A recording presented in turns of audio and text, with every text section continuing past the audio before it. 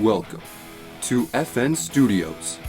Here with Kody, Kevin, and this is the Dropout Sports Podcast. What is up, you guys? Welcome to the Dropout Sports. We are the Dropout Sports guys, and for this episode show, whatever you guys want to call it, we got something special for y'all. Super Bowl just ended, NFL season's over, and what do we got to look forward to? The draft. And with that comes mock drafts. Ladies and gentlemen, for the first time in Dropout Sports history, we are going to be doing a mock draft. Kody, do you want to explain otherwise? Yeah, so this is the first mock draft we're going to be doing together. Each of us have a team that we have selected for each, team, and we're going to just pick the player that we think is the best option for them and explain and talk about it with the guys, but we don't know each other's picks, and we don't know what to expect, so it's just kind of going to be live, like with the managers of this own team. So It'll be a good time. Yeah, so let's just go ahead and make the easy pick here. Okay, wait. Okay. Just on three, let's just all say what we got. For the Jaguars' first overall pick, 1, 2, 3, Trevor Lawrence. I don't think this one's a question. I mean, you're not going to see anything else anywhere else.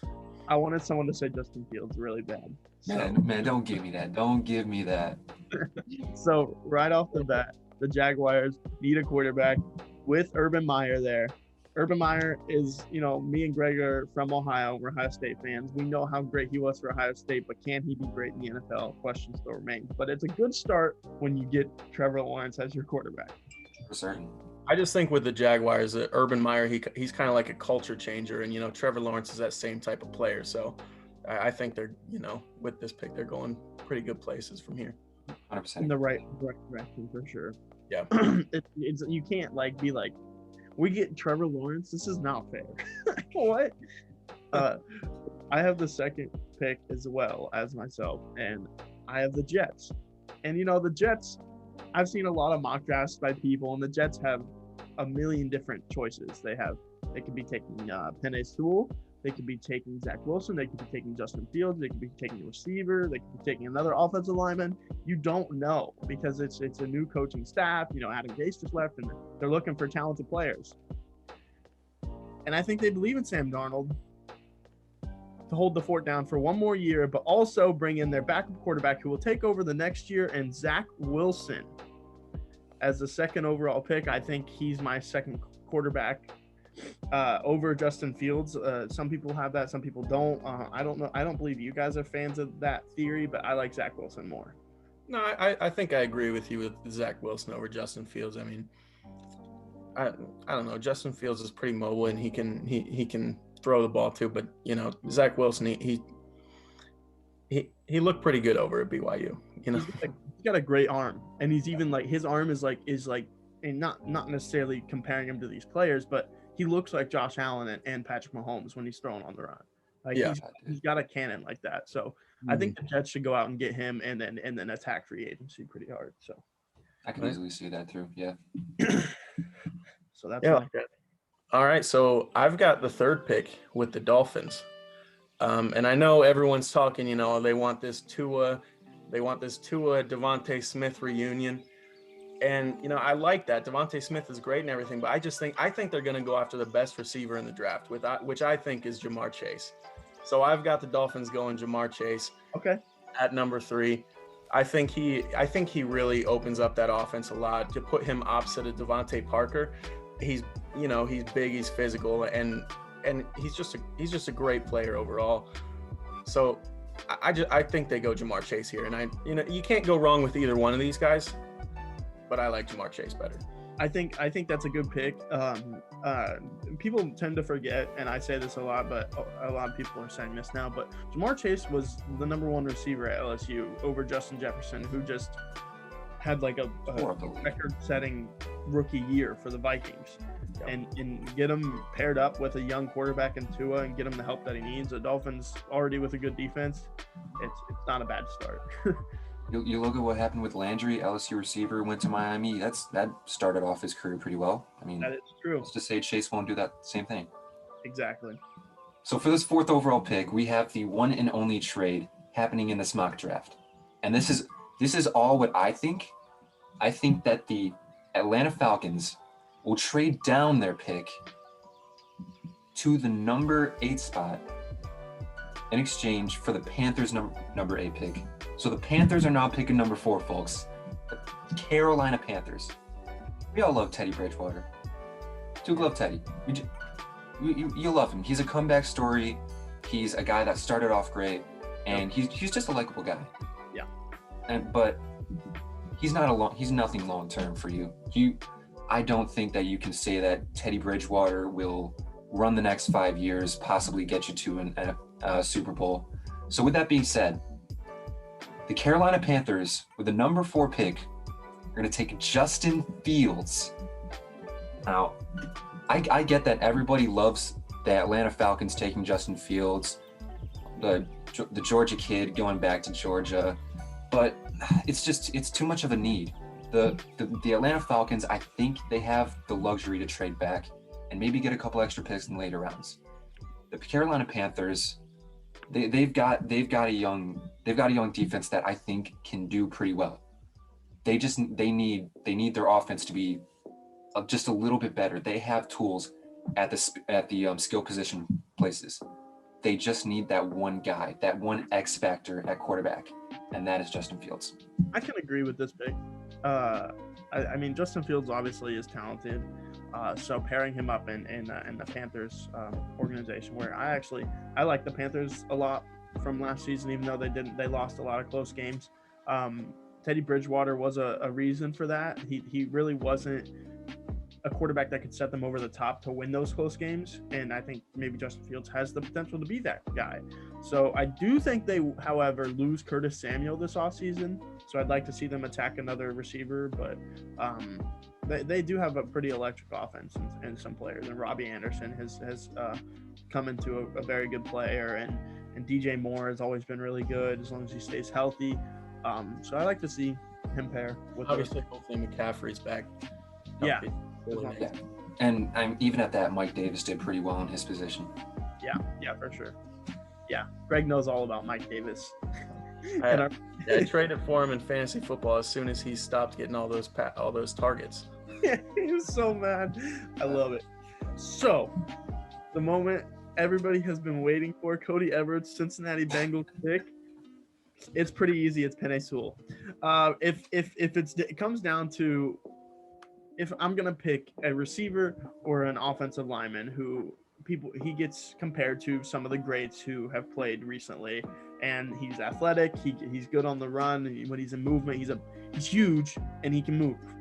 And that's something that the Bengals are lacking in offensive line. They're just lacking offensive line in general. You saw that our franchise quarterback go down with a gruesome leg injury, and you just can't let that happen again.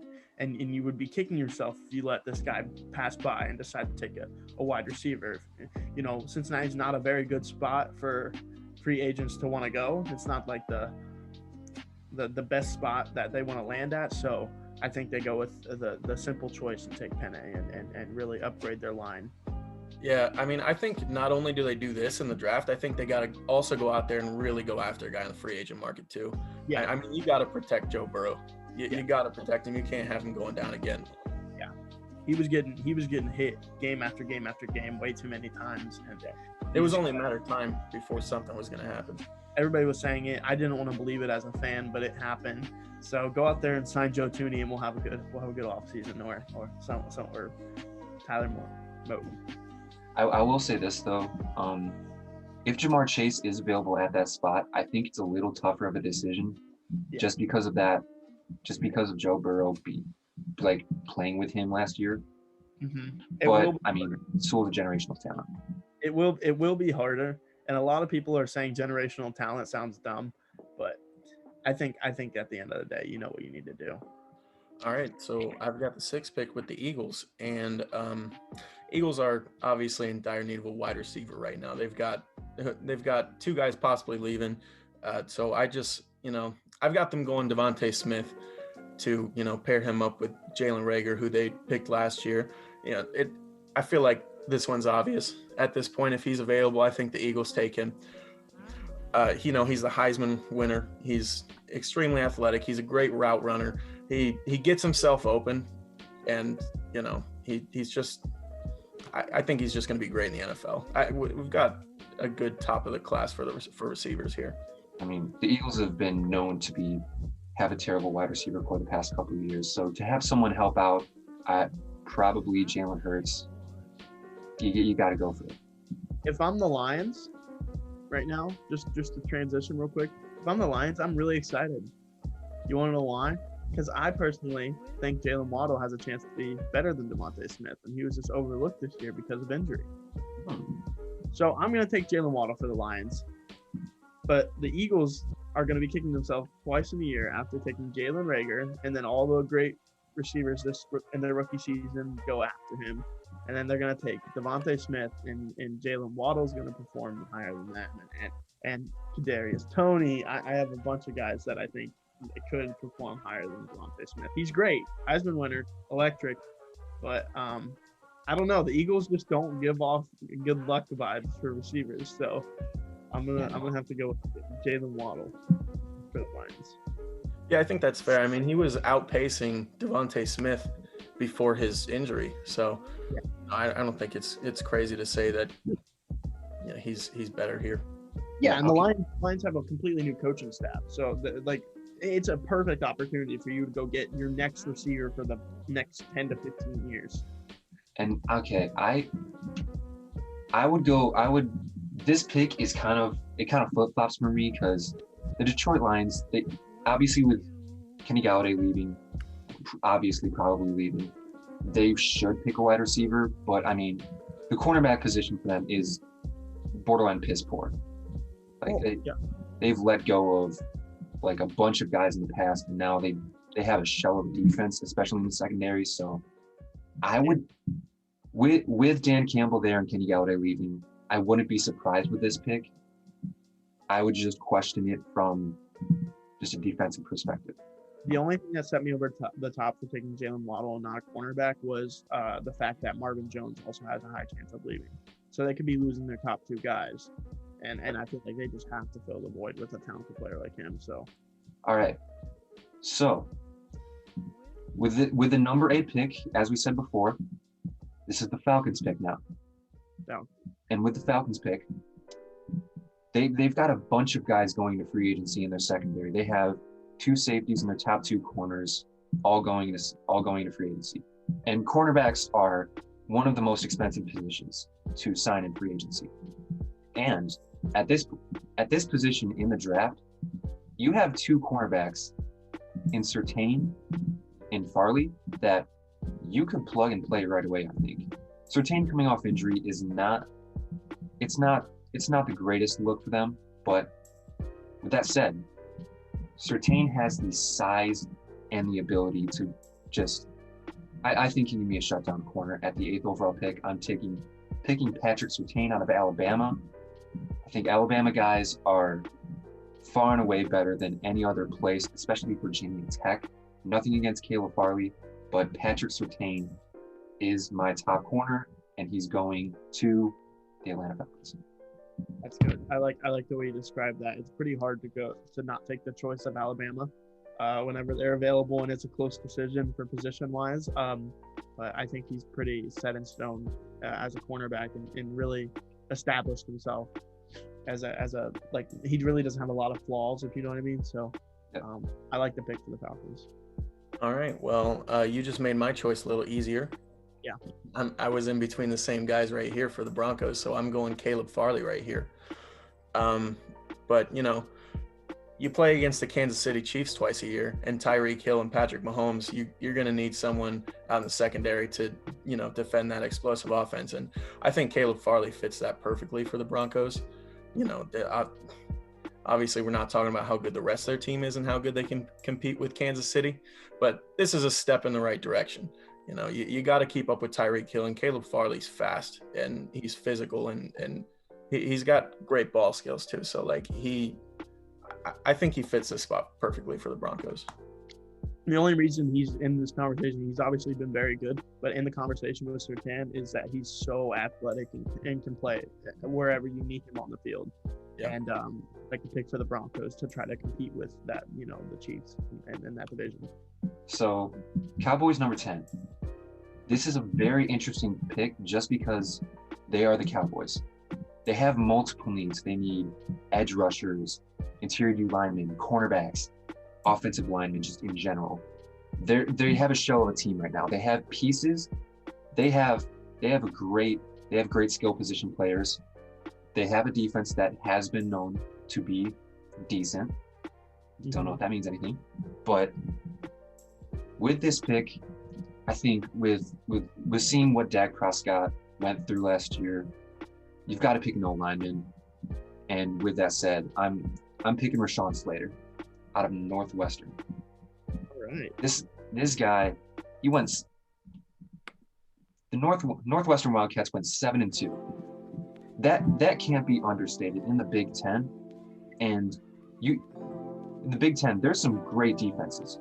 So for a Northwestern guy to protect the quarterback that well, most likely, I can't see anybody being better. There's conversations with Vera Tucker and Darcel being more highly ranked, but I think Slater's got the size, Slater's got the experience. And if you're the Cowboys, you have to protect your quarterback. Yeah, 100%. And the one thing I will point out, as you said, that it's the Big Ten, they've got some really good edge rushers. They do, and to put that point forward is he faced Chase Young last year, and it was a big part of why he's this high in the draft. Is he shut down Chase Young when they played Ohio State, and Chase Young was destroying everybody, and Chase Young just was so annoyed by the fact that he couldn't just shake Slater, even though he's a little bit undersized for his position. He didn't really give up on the fact that Chase Young should be getting on him every single time. So he makes up for that little bit of size with just great technique. Yeah, and 100%. Strength. 100%. I can agree. But going on next to my pick with the Giants, the New York Giants. The Giants are another team that has a lot of needs, honestly. They actually showed a good amount of I actually really like their coach and what they're doing there, and I'm kind of a believer in Daniel Jones. I switch on and off from that. I don't know what to think about Daniel Jones. It's really hard. Anybody does. It's really hard, honestly, because I think he's good 1 second, and then I'm like, oh, he just needs help around him. But I'm gonna go ahead and try to get their defense going here, and I like Gregory Rousseau as an edge rusher. So he's very lengthy, very athletic, and I know this is kind of some people will think this is a reach pick, but he's a pretty high prospect in my opinion, and I think the Giants are the type of team to just be like, this guy's good, we're not going to let the rankings just decide about who we're going to take. And I like to see them go after Gregory Rousseau out of Miami. They've got a couple picks in the past few years that help your argument that they don't care about rankings, Daniel Jones himself being one of them.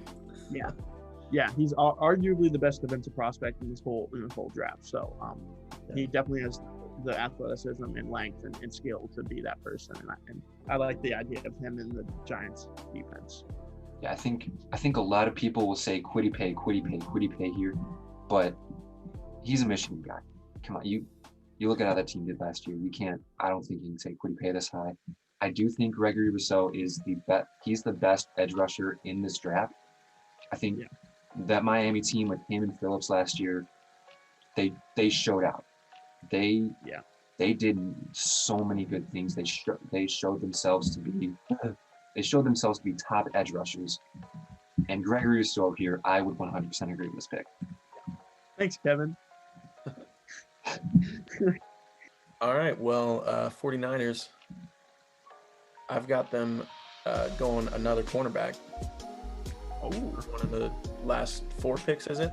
So I got them going J.C. Horn right here from South Carolina. Obviously this is a guy. This is a guy you only take if Surtain and Farley are both gone, which they most likely will be at this point. Yeah. But he's still a solid choice at this point in the draft. He's big and athletic, and the 49ers, they need a long-term corner at this point, and I think they go for it right here at 12. Yeah, they're a team. They're a team that has a very high possibility of losing Richard Sherman.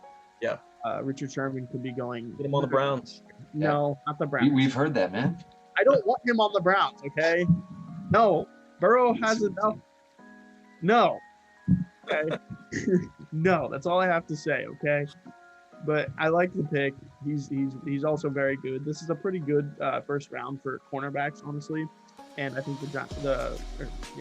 San Francisco, they don't want to miss out on a guy that's gonna change their team for the better. So Yeah, I thought a little bit about maybe going Trey Lance here, but I thought that was a little too much because they said they want to stick with Jimmy G for now.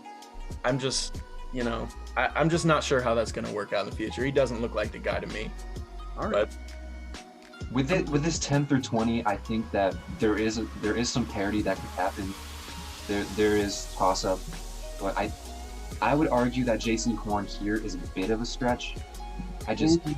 There are some linemen. I think the Niners need some linemen, and I think there are linemen aplenty that could plug into this spot. And Yeah.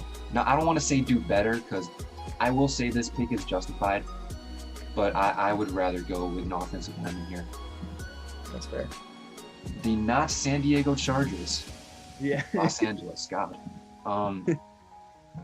This pick, I am fascinated by it just because the Chargers are in this rebuilding stage, but they have the tools to be a playoff team, I think. Yeah. Again, they have a ton of needs, especially defensively, but with Hunter Henry being an unrestricted free agent, I think they take the man of the hour. I think they take Kyle Pitts. Wow. That would be a crazy pair for Justin Herbert, I will say. They want to center their team around Justin Herbert. I mean, the guy just won Rookie of the Year. And so if he won that with this team, imagine putting Kyle Pitts there, who could run either he could go the slot, he could go on the outside, he can go on the line. He can do it all. He's a receiver. He's really a receiver. A glorified receiver for sure. Yeah. And he'll be in the receiver spot a lot for the Chargers if he makes it for them. He can range from anywhere from 5 to 20 in this draft, but I think he's definitely more toward the front of the draft because he's possibly a top 5 talent in the whole draft. But usually tight ends don't go in the first round. They're really good ones in the NFL, so we'll see how it works out. So on to my next pick. It's the Minnesota Vikings, a team that hit a home run in Justin Jefferson last year as a wide receiver. They're set with him and Adam Thielen as their receivers. I was going to take Kyle Pitts here if Kevin passed up on him, but he went with the bold option and took him for the Chargers. They need offensive line.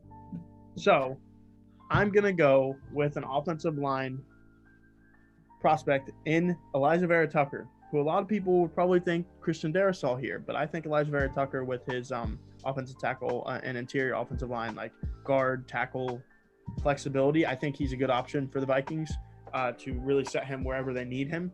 And, Kirk Cousins actually had a pretty good year this year, and he performed very well, and he's actually was pretty underrated. So I'd like to see them protect him and even give him a better opportunity to be even better with Jefferson and Thielen, as long as and Dalvin Cook, they're a pretty good offense, and I like to see them try to protect him. So I'm gonna go Elijah Vera Tucker here. I like Vera Tucker a lot. Yeah. I'm on the camp that Darrisaw is better, but Tucker can fit that inside position better. I can see it. I can. So I don't know what you guys are going to think about this one, but for the Patriots, I'm going linebacker here, Micah Parsons. I don't know. That's fine. Yeah, I love this guy. I mean, I feel like if Micah Parsons can get down to the Patriots right here, I feel like that's a gift for them. I don't think they're going to pass up on him. I've seen this guy get, with his size and his speed, I've seen some comparisons to Luke Kuechly with the Panthers, and obviously that's very high praise. But I just feel like that's what Micah Parsons' ceiling can be. And obviously it's not a guarantee he gets there, but it's absolutely possible for him. He's the only reason he's slipping this far, like he's definitely a top 5 talent in this draft as well. he's slipping this far because of off-field problems is what's Really? concerning a lot of teams. Yeah. So, but I think if anybody's going to take a guy with off-field problems, it's gonna be the Patriots. Bill Belichick has handled stuff like that before. It's either the Patriots or the Steelers who's gonna take him. So whoever's there first. So we'll see. I like the pick. I think he fits well there, and yeah, good pick. Pretty easy pick, honestly. So Greg actually took my number 16 pick in J.C. Horn. Wow. So, not with that, but on the fly, give me Kody Kevin. Yeah, for Give sure. me Kody Kevin on the Arizona Cardinals. Their defense wasn't doing a lot of things towards the end of the season, and Kody Kevin, I'm not too high on him, but everyone else is. He's got this. He's got the size. He's got the speed. He's got all the tools that you would want. I'm just scared of him, from a Michigan standpoint, and just whether he can sustain. Yeah, you're not a fan of Michigan prospects. I remember you telling me about that. But I think if he gets this far, I think the Cardinals don't pass up on him. Yeah. So, I'm actually surprised by some of the options I have here in front of me for the Raiders. But I don't think I'm like really, really, really on the edge of taking Trey Lance here, but I'm not going to. I think he's gonna either he trades Derek Carr for someone else or he goes with Marcus Mariota or whatever. I think they're gonna go with the guy that they think is the best linebacker in the draft, and a lot of people can see it happening. I can't say his name, but Jeremiah is his name with a lot of other letters after. Jeremiah Owusu-Koramoah. That. Koramoah. Sorry. And out of Notre Dame. And he's very, very athletic and very electric. And what does John Gruden like? What does he like? Electric. He likes people that just want to get after it and just hit people hard. And I think that's a good fit for the Raiders, honestly. So I like to see them take the shot on him. Okay. I see them going towards the edge rush because this draft is deep with edge rushers. Sure. But I do like the pick just because it's the Raiders and they go for size, they go for speed, they go for natural God-gifted talent. So yeah. I can get behind this pick. Yeah. 100%. Yeah, I mean, I just feel like this guy he's so versatile. He can put some pressure up the middle, but he can also like go out and go man to man against, some receivers. So sure. It's just And also, I mean, you can't go wrong with a Butkus Award winner. No. Yeah. I like the pick. And I think the Raiders, I hope he slips down to the Raiders to see what he can do there. So, but interesting pick coming up. Yeah, this one kind of troubled me a little bit, and I thought Owusu-Koramoah was going to be here for me, so I thought it was going to make it a little easier. I was going to take him, but I think what I'm going to have to do here, man, I'm still struggling right now. Oh boy, I'm between two positions. You're on the clock. You know what? I think at this point, I got to take Christian Darrisaw. Okay. Yeah, if he's still available here, you got to go him. Obviously, we've been talking about this is a deep offensive line draft right here. So, and Darrisaw is just another guy who's really solid. So, protect Tua. And if they go another receiver at 3, like I have them going, their offense looks a whole lot better next year. Not that was bad this year, but they've got a few more pieces that are really going to help them out. Yeah, he's definitely fighting for that third best offensive lineman overall in this draft for me. But I think it's Sewell, Slater, and then a couple other guys who can fit in at 3. So, man, I'm interested for this next pick. So let's see what you got, honestly. Before we go there, I would love to applaud that pick by Greg. I mean, the fact that you can go out, you can get Jamar Chase at 3, and then wait all the way down to get Christian Darrisaw. That would be a Miami dream, I think. Yeah. But for the Washington football team, at my pick, this is an obvious quarterback pick for me, and it's between Mac Jones and Trey Lance. Now, I like Mac Jones more. Oh my God! But what? I'm Washington football team. I'm picking Trey Lance. Okay. Are you sure you Okay. pick Trey Lance? Yes, I would. Every single fiber of my body wants me to pick Mac Jones. Kevin. But You No, just, no, you just okay, like the Alabama guys. That when you see Alabama, that really makes you want them. doesn't Come it? on now, Yeah. Kevin. Come on. But I mean, Trey Lance is a West Coast guy. He's got mobility. It's alarming, A, that he's from an FCS school, and B, that he only played one game and he didn't really do good in that one game. But the season before kind of justifies how he can get picked this high. And if you're Washington, you got to go with the guy that fits your system. You bring up Mac Jones made me so mad. Come on, why? I know you hate my take on that, but that's just me. That's just me. Oh my God. Okay. I think Trey Lance has a chance to be better than Justin Fields, but we won't go that far. I have the next pick with the Bears, and there's a lot of options here for the Bears. They do need a quarterback. They do need offensive line. They also do need receiver. And I do think Allen Robinson is going to say, you guys really make me mad because I have had a good quarterback to throw to me my whole time here. So I'm going to go and replace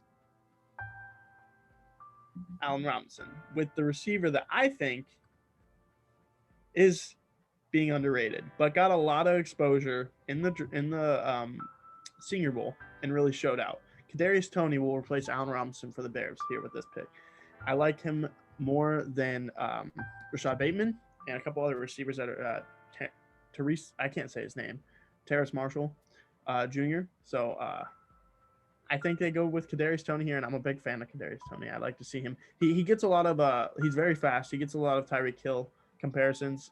Obviously, maybe not as good, but his separation is unmatched, and I like to see the Bears just attacking that. That is an interesting pick. Yeah. Just seeing Toney in a Bears uniform, I wouldn't get used to that, but I can see that happening. Yeah. All right. Well, at the Colts, this was another one I struggle with because, obviously they need quarterback, they need offensive lineman. They got Phillip Rivers and Costanzo both retiring. So I think I'm going to have to go with Sam Cosmier. Yep. The offensive lineman, So he's improved as both a run blocker and a pass blocker in his few years at Texas. So, he's got a bunch of games on both sides of the offensive line. I just think he's a good guy to get at this point. What the Colts do at quarterback, I'm still not sure, but this. I really would have liked to see them make a run for Stafford when everything was going on, but I don't know if they did. I don't know if anything's been released about that. Well, that's kind of what I thought was going to happen, and then this would have been an easy pick. Take an offensive lineman, but obviously it didn't happen at this right now. Yeah, I like the pick. Pretty simple. At this Tennessee Titans pick, that's my team. You can't see right there. This Tennessee Titans team, I watched almost every single game last year, and the defense was terrible. If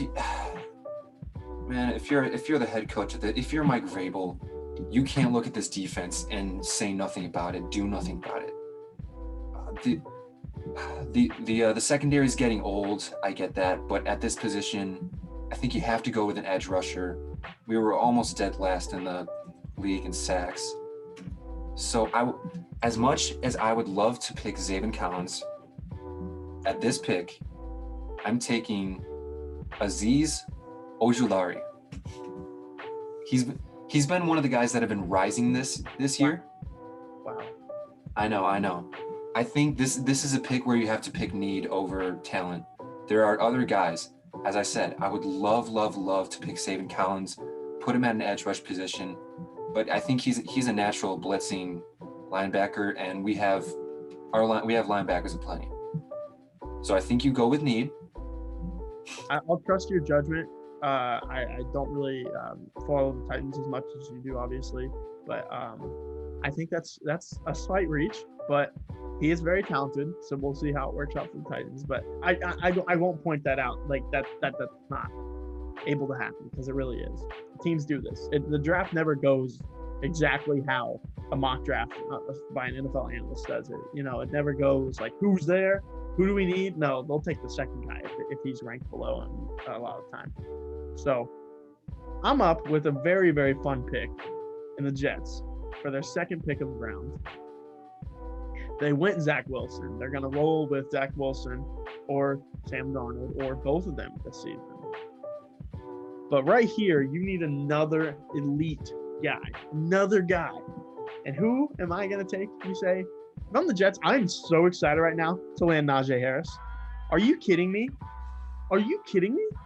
This dude is going to go off there.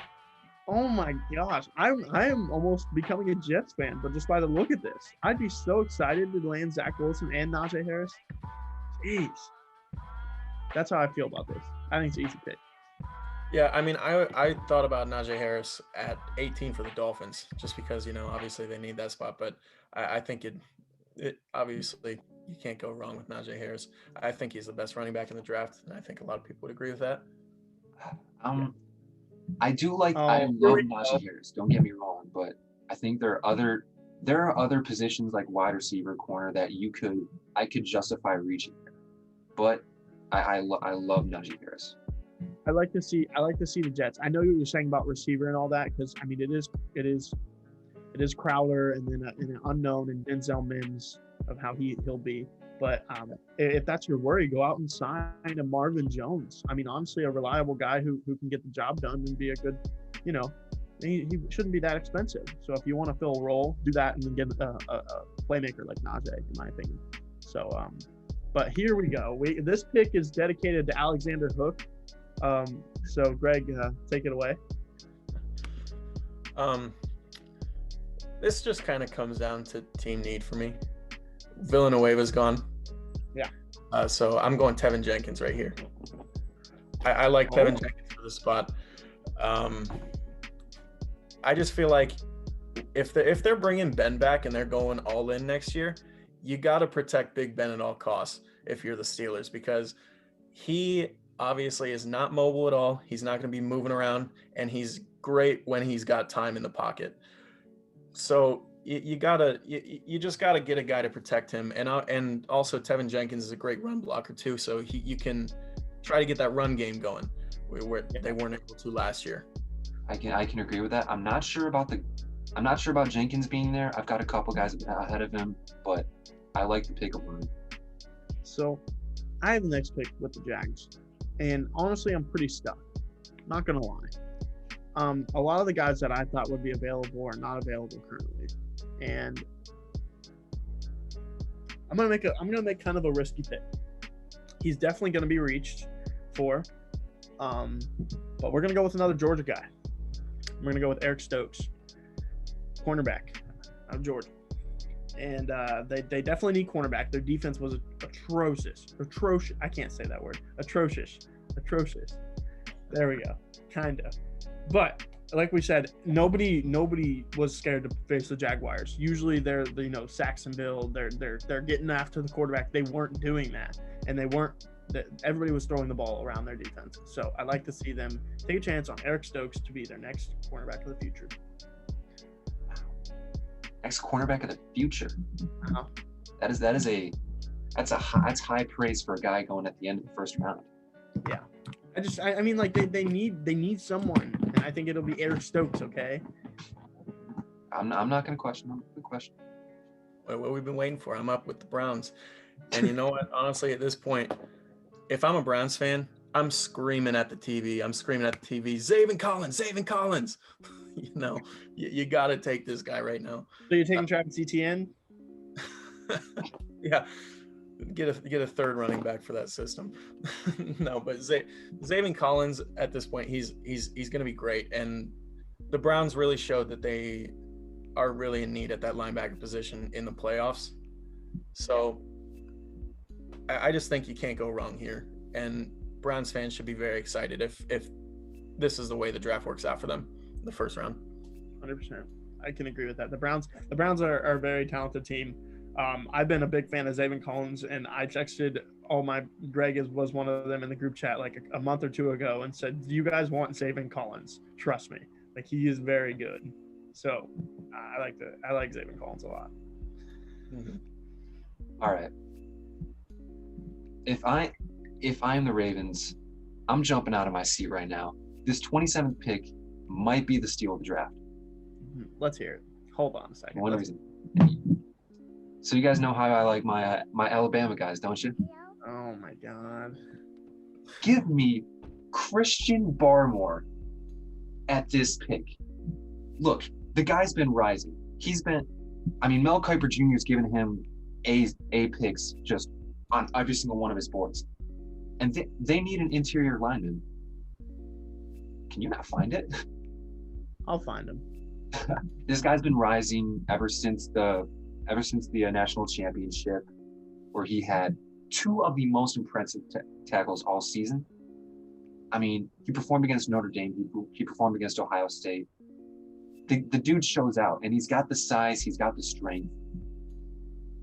I think I am overjoyed to see Christian Barmore at this pick. I think the Ravens do good with. I don't know about that one, man. I can see you good. That's all I can say. I think the Ravens have a lot. I think the Ravens need a receiver. They need one. Like Hollywood Brown's not cutting it, man. They got money. They can sign one.